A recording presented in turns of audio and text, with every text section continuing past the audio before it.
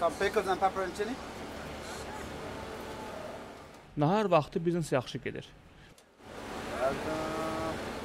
Müştərilərin əksəriyyəti yaxınlıqda olan ofis əməkdaşlarıdır. Enjoy, have a good day. Ah, that's you. Məhəmməd məşuq dövləti ilə ünsiyyət zamanı məlum olur ki, onun ingilis dili biliyi mükəmməldir. Bu onun üçün qeyri-adi bir şey deyil. Dövləti Əfqanistanda beynəlxalq döyüş dəstələri üçün tərcüməçilik edirdi. Taliban, Əl-Qaida və Haqqani kimi şəbəkələr səbəbindən mənim və ailəmin həyatı təhlükədə idi. Çoxlu sayda tərcüməçi öldürülmüşdü. Onları oğurlayıb sonra isə öldürürdülər. Bəzi hallarda başları kəsilirdi. Biz hər zaman bu cür pis insanlardan təhdid mesajları alırıq. Dövləti öz vətənini tərk etmək qərarını verdi. O xüsusi mühacir vizası alaraq yoldaşı və 2 uşağı ilə ABŞ-a gəlib. Cütün 3-cü uşağı isə Amerikada doğulub. Beynəlxalq hərbiçilərlə, xüsusilə də Amerikalı əsgərlərlə 8 il çalışmış dövlətinin böyük gözləntiləri var idi. Onlar bizə Amerikaya gəlmək və həyatımızı xilas etmək üçün viza verdilər. Amma başqa heç cür kömək etmədilər. Xüsusilə də iş imkanları baxımından. Amerikaya gələndən sonra dövləti aşkar etdi ki, onun dil bilikləri və əvvəlki iş təcrübəsi yeni ölkədə iş tapmaq üçün kifayət deyil.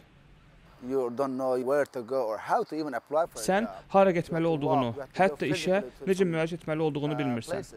Biz məcbur olub restoran kimi yerlərə gedib iş üçün müraciət etmək üçün insanlarla üz-üzə görüşürdük.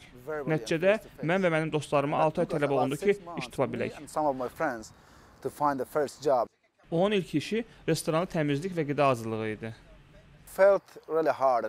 İlk zamanlar mənim üçün çox çətin idi. Çünki, necə deyim, mən bu cür işlərə alışqan deyildim. Mən bu cür işlərdə çalışmamışdım. Amma sonra işə uyğunlaşdım, daha çox işlədim. Hətta kassada çalışdım. Sonra isə aşpaz oldum. Dövləti ailəsini təmin etmək üçün 2 işdə çalışmalı olurdu. Amma sonra o İranlı qaçqınların idarə etdiyi qida satışı ilə məşğul olan maşın tapdı. Onlar artıq 3 ildir ki, bir çalışırlar. Biznesləri də çox yaxşı gedir. Fars, Əfqan yeməkləri ilə mən yaxşı tanışam. Onlar yaxşı satılır. Həm də dadlıdırlar. Mənim təcrübəmdə qaçqınlar çalışqan və məsuliyyətli vətəndaş olurlar. Amma dövləti öz ilkin arzusundan məhrum olmayıb. Mən təhsilimi davam etdirmək istəyirəm.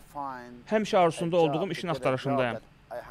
Buna baxmayaraq, bu biznesdə çox yaxşı gedir və burada çalışmağı sevirəm.